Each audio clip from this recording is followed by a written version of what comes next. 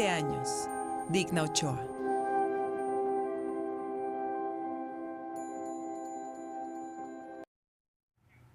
El día de hoy tendremos el honor de presentarle en la Octava Noticias una mesa. Como ya escuchábamos, se cumplen 21 años del feminicidio de la abogada y activista veracruzana Digna Ochoa. Un 19 de octubre, pero del 2001, fue encontrada sin vida en el despacho de una amiga suya aquí en la capital, en la colonia Roma. Han sido 2 décadas y un año de lucha para que se hable de esta revictimización, y el caso es particularmente paradigmático por todos los momentos en los que la justicia le falló a ella y a todas las personas alrededor.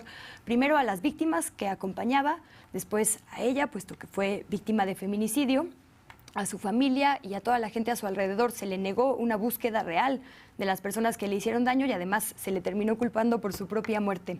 Para hablar sobre todo esto, agradezco mucho aquí en el estudio la presencia de David Peña, el abogado, en este caso el de Digna Ochoa. Bienvenido y muchas gracias. Hasta me pongo nerviosa del privilegio de tenerles por acá. Gracias, Luisa, gracias por la invitación. Está nuestra compañera Elia Almanza, quien es la reportera encargada, especialista de derechos humanos aquí en la Octava Noticias, a quien también le agradezco que nos acompañe para que con su expertise nos hable de lo que sucedió hace unas horas, esta disculpa pública del Estado mexicano. En un instante más hablaremos de ello, Elia. Gracias. Muchas gracias, Luisa, por invitarnos, por estar acá. Muchas gracias. Y Jesús Ochoa y Plácido, el hermano de Digna Ochoa, a quien además le agradezco porque es un día especialmente emotivo, de pues una mezcla de sentimientos que me imagino tiene usted, la familia, y que compartimos la sociedad mexicana. Así que gracias por su tiempo y bienvenido también. Sí, gracias a ustedes. Elia, pues si te parece, recapitulamos lo que sucedió esta mañana. A 21 años de este suceso se pide una disculpa pública. Cuéntanos qué pasó. Así es, Luisa. Bueno, antes que nada, muchas gracias por invitarnos por este espacio en un día muy significativo para la defensa de los derechos humanos en nuestro país, hay que decirlo, por el caso Digna Ochoa. El día de hoy por la mañana, hace unas horas, de hecho venimos prácticamente de allá, pues se llevó a cabo el acto de reconocimiento de responsabilidad internacional y también disculpa pública por parte del Estado mexicano por violaciones graves a derechos humanos en el caso Digna Ochoa y también a sus familiares. Se trata de un evento pues muy importante, te decía, paradigmático, ya abundaremos más adelante sobre ello. Pero bueno, se tuvieron que pasar más de 20 años, ¿no? 21 años de lo sucedido, con litigios a nivel nacional y con litigios a nivel internacional, para que finalmente, a través de una sentencia de la Corte Interamericana de Derechos Humanos, pues se determinara lo que desde un inicio los familiares, los hermanos, las hermanas y particularmente Jesús Ochoa señalaban desde un inicio. Digna Ochoa no se suicidó, como intentó en múltiples ocasiones el Estado señalar, sino que fue asesinada. Y fue asesinada por esta labor de defensa de derechos humanos que realizaba, por su litigio, por su trabajo como abogada. Y pues han sido 20 años y más de esta incansable lucha, y el día de hoy, como parte de estas medidas de reparación que da la Corte Interamericana, que ordena al Estado mexicano, pues se lleva a cabo este acto de reconocimiento internacional. Si te parece, Luisa, vamos a recordar un poquito de lo que sucedió hace unas horas desde Los Pinos. Es la voz del subsecretario de Derechos Humanos, Alejandro Encinas. Hoy aquí para reivindicar y dignificar su trabajo, para resarcir y dignificar su memoria. Por ello, ofrezco una disculpa pública a Digna y a su familia porque el Estado mexicano no pudo garantizar su seguridad y su integridad personal, y porque tampoco el Estado mexicano garantizó su acceso pleno a la justicia. Implementaremos de manera puntual todas las acciones que sean necesarias para reabrir la investigación penal de manera diligente, efectiva y dentro de un plazo razonable. Y bueno, Luisa, es el subsecretario Alejandro Encinas. Otra de las medidas que ordena la Corte, de 15, si me parece, ya lo abundaremos más adelante, David Jesús, es no solamente este reconocimiento, hay múltiples medidas de reparación que ordena la Corte, pero también una de ellas es reabrir esta investigación, hacer esta investigación del caso Digna Ochoa, pero ahora sí apegada a derecho y sobre todo, y muy importante, con perspectiva de género y con perspectiva de derechos humanos, porque hay que recordar, y ya lo comentabas, Luisa, se le revictimizó, ¿no? Se le estigmatizó ¿no?, con los motivos de su muerte y no se llevó a cabo esta investigación. Sobre esto también estuvo presente pues la fiscal general de la Ciudad de México, Ernestina Godoy, y esto dijo al respecto. Ofrezco todas las garantías y la transparencia para formular una investigación exhaustiva y considerando los parámetros convencionales dispuestos en la sentencia de la Corte, para darle a la familia Ochoa y Plácido debido acceso a la verdad y justicia. Y bueno, Luisa, esto fue parte de lo que se dijo hoy por la mañana en Los Pinos, en este acto que hay que decirlo, sin duda, muy emotivo y muy significativo para el caso y sobre todo para los familiares. Sí, tarde, pero llegó, ¿no, Jesús? Quisiera hablar de Digna, porque, como nos decía Celia, uno de los asuntos que debieron estar en el centro de cualquier investigación, bueno, que de hecho se debió tomar en cuenta para protegerla desde el principio, porque ya había ella denunciado amenazas, son los casos que acompañaban, ¿no? Casos de violaciones a derechos humanos por parte de autoridades, del propio ejército, de las propias procuradurías en aquel entonces. Esto fue lo que claramente la puso en peligro y a partir de ahí una serie de fallas para protegerla y finalmente proteger también su nombre, que hasta hoy se corrige. Sí, en este caso, un servidor se da cuenta de las amenazas de muerte sobre Digna desde 1995. Yo estuve en comunicación directamente con ella, a lo cual ella precisamente me comentó que no le comentara yo nada a mis padres para no preocuparlos. Entonces yo mantuve en reserva durante un año aproximadamente lo que ella me pidió, hasta que mi padre se dio cuenta por otro medio, por un familiar. Entonces le comentó de las amenazas que estaba sufriendo Digna. Me manda a traer y me muestra precisamente un periódico. Le digo, yo lo tengo también, le digo. Ya tiene un año eso. ¿Y por qué no me has dicho? Porque Digna me lo pidió. ¿Sí? Entonces era para no preocupar a la familia. Posteriormente ya yo la verdad insistí que ella como buena abogada, le digo, tú lo puedes hacer, Kirmi Santla, pero ella dice, primero Dios, no pasa nada. Siempre primero Dios, no pasa nada. ¿Sí? Y pues prácticamente ella estuvo en varios casos muy sonantes y relevantes, de alto impacto, ¿sí?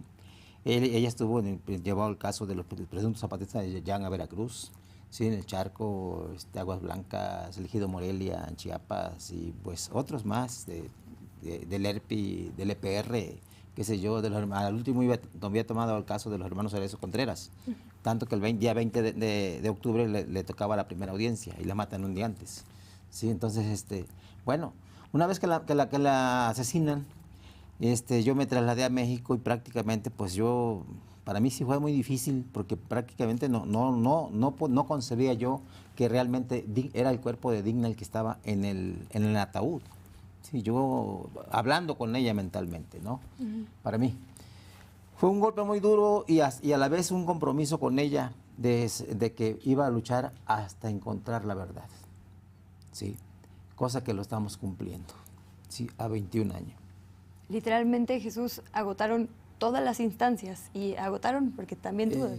Se agotaron todas las instancias, pero para ello pasamos muchos sacrificios, muchas burlas, mucha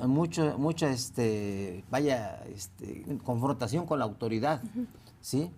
Mucho manipuleo de la información, ¿sí? En lo particular, yo tengo información precisamente que voy a proporcionar ya en esta nueva apertura, ¿sí? Nada más lo dosifiqué en aquel entonces y vi que todo lo iban cuadrando en la hipótesis del suicidio, entonces mejor la guardé. Y tiene ahí en reserva ya sus 20 años la información, ¿sí? Que pues prácticamente puede ser cierta, ¿sí? Y estoy seguro que es cierta, ¿sí? Lo decíamos, David, es un caso muy paradigmático porque justo es una mujer defensora de temas que no mucha gente defiende en este país, entonces se calla una voz, se deja desprotegido a un sector de la población y después esta serie de negligencias criminales, ¿no? O omisiones, pues manipulaciones, ¿no? Casi a propósito más bien en el intento de justicia. Y es un incentivo perverso porque justo manda la señal de que meterse en esos temas cuesta la vida. Entonces, hoy se corrige un caso, pero un montón de casos. Yo creo que el acto de hoy de disculpa pública y del reconocimiento de responsabilidad fue importante precisamente porque, decíamos en parte de los discursos, cierra un ciclo. Con el asesinato de Digna Ochoa se abrió un momento de crímenes en contra de personas defensoras de derechos humanos. Antes habían ocurrido, pero digamos a partir del caso de Digna es que se abre este universo lamentable que seguimos viviendo todavía y sufriendo, padeciendo sobre los crímenes en contra de personas defensoras de derechos humanos. Entonces, el acto de hoy de reconocimiento tiene varias significaciones. Desde luego el tema de la verdad que colocaba Jesús, es tirar completamente la verdad que se construyó desde la Fiscalía en relación a que Digna se había suicidado de 2 disparos, una cosa mecánicamente bastante complicada, ¿no? Hasta burlarse de la gente, ¿no? Sí, era... de la familia en primer. La Fiscalía decía que se disparó en la pierna izquierda con la mano derecha, luego que se cambió de mano el arma, la volteó de cabeza y se disparó en la parte de atrás del cráneo para aparentar, según la Fiscalía, la Procuraduría en ese momento, que la habían asesinado, ¿no? Entonces, y después de eso fue una campaña por parte de las autoridades para desprestigiar a Digna, para decir, estaba loca, literalmente, ¿no? Tenía trastornos mentales, tenía trastornos psiquiátricos y por lo tanto eso la orilló a que se suicidara. Eso generó una división en el movimiento de derechos humanos, hoy hacíamos la mención, en muchas de las organizaciones de derechos humanos que se acompañaban en el caso o que en ese momento trabajaban, se generó una división justo porque era muy difícil de creer, perdón, que Digna, en las condiciones que ella trabajaba y enfrentaba a las autoridades, pudiera atentar contra su propia vida. Entonces, perdón, lo que hizo las organizaciones fue, unas se fueron por el tema del suicidio, creyeron en las autoridades, y las otras en el tema del homicidio que acompañamos desde luego con la familia, ¿no? Yo llevo 20 años acompañando el caso, entonces... nos tocó lidiar frente a las autoridades con los medios de comunicación, que ya saben que generalmente utilizan las autoridades para construir estas otras verdades paralelas, y con el propio movimiento de derechos humanos. Entonces, hoy fue muy significativo porque las autoridades reconocen los errores, las inconsistencias, se ofrece una disculpa a la familia y se manda también un mensaje al gremio de personas defensoras de derechos humanos. Es decir, sí hay posibilidad, sí hay condiciones y sí hay una obligación del Estado para garantizarles la seguridad, la integridad a quienes seguimos en el ejercicio de la defensa de derechos humanos desde hace muchos años. Uh-huh. Bueno, David, yo quisiera preguntarles, Jesús, son ciclos, ¿no? Y evidentemente para que se reconociera esta responsabilidad por parte del Estado tuvo que intervenir el sistema interamericano. Ya lo decíamos con esta sentencia que es histórica, no nada más para el caso, sino porque marca un precedente para pues la defensa y violación a derechos humanos y el litigio de derechos humanos contra personas, con personas defensoras de derechos humanos en casos que sabemos que en nuestro país son muy comunes y son vigentes, ¿no? Estos acosos y estas violaciones. Pero bueno, en estos ciclos, ¿en dónde nos encontramos ahora, no? Hay un punto de reconocimiento, pero ¿qué sigue? Porque no ha terminado. Hay pendientes todavía de reconocimiento, de medidas de reparación, hasta encontrar la verdad, porque a este punto, después de 21 años, hay un reconocimiento, pero no se ha llegado a la verdad y a la justicia total, ¿no? ¿Qué es lo que sigue en ese sentido? Mira, justo, Elia, hacías el recuento, bueno, general de las medidas que están en la Corte, dictadas por la Corte, son 15 medidas, no las voy a mencionar todas, 2 o 3 de las que nos parecen muy significativas, muy importantes. Desde luego, el acceso a la justicia, la reapertura de la investigación, a partir de enero se reabrió la investigación, había una unidad especializada para investigar el caso de Digna Ochoa en la Fiscalía de la Ciudad de México, eso es muy importante. 2, hay el acto de disculpa pública en sí mismo también es importante, y medidas y garantías de no repetición, que me parece que ahí en el ejercicio, digamos, de la defensa de los derechos humanos, hemos dicho que Digna siguió litigando aún después de muerta. Es decir, ella, como su legado, su causa, digamos, ella misma, la defensa de los derechos humanos, nos da hoy esta sentencia en la que se ordena, entre otras medidas, al Estado mexicano de mejorar el mecanismo de protección a personas defensoras de derechos humanos, que es un tema que se tiene pendiente. Una reforma constitucional que es muy valiosa para el gremio jurídico, probablemente fuera de la población, a lo mejor no entiende la trascendencia. En español, Fredo. Exacto, no voy a hablar en abogañol, pero que es la autonomía de los servicios periciales. Es decir, hoy los servicios periciales, criminalística, antropología, balística, dependen de la fiscalía, o del fiscal o de la fiscal. ¿Qué es lo que pasa? Que en muchos de estos casos, cuando tienen una intencionalidad la fiscalía de manipular la información, pide los peritajes tendenciosamente para que se vayan hacia una o hacia otra línea. Eso pasó en el caso de Digna. Hoy se obliga a una reforma constitucional para separar los órganos de investigación científica, técnica, del Ministerio Público. Entonces, Eso es una reforma muy trascendente, justo porque evita, digamos, esta manipulación política y este control que se da todavía en los asuntos. Y la otra que nosotros consideramos igual es para el gremio, pero ayuda para toda la población, tiene una repercusión muy grande, es que se obliga al Estado mexicano a reformar una ley de protección a personas que participan en los procesos penales, a crear un sistema, un mecanismo de protección a personas de testigos y sobrevivientes que hoy no se tiene. Y miren que probablemente pudiera parecer un sinsentido que el sistema penal está basado en los juicios orales, está en la oralidad, y esos son las audiencias donde tienen que ir los testigos, los sobrevivientes, los peritos, y no hay un mecanismo de protección para ninguna de las personas que participan en el proceso. Entonces, lo que ha pasado es que en el caso de Digna, por ejemplo, había testigos que querían acudir, que querían dar su testimonio y dijeron no vamos porque tenemos miedo. Eso se expuso ante la Corte y la Corte ordena la creación de un mecanismo de protección a todas estas personas. Eso tiene un impacto más allá del caso en sí mismo, un impacto, nosotros decimos, en términos jurídicos, es la gran aportación del trabajo de Digna como defensora a la defensa y a la lucha por los derechos humanos en México. Y los que fueron, pues prácticamente fueron asesinados o desaparecidos. 2 o 3 de los testigos fueron asesinados y desaparecidos, también tienes razón, Jesús. Una medida que ha adoptado el gobierno mexicano, supongo que no por orden, pero que decidió, digamos, como simbolismo fue darle su nombre a una calle, ¿no? Hay una sala en la Comisión de Derechos Humanos, también se trata como de nombrarla y de tenerla presente siempre.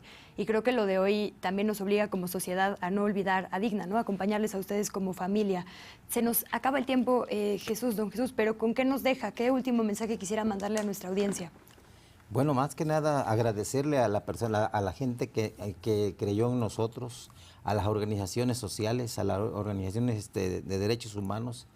Y pues esto nos da la razón, ¿sí?, a nosotros como familia, de que estábamos pedíamos lo justo, no pedíamos más que lo justo, una investigación imparcial, precisamente porque para mí quedaba muy claro, prácticamente.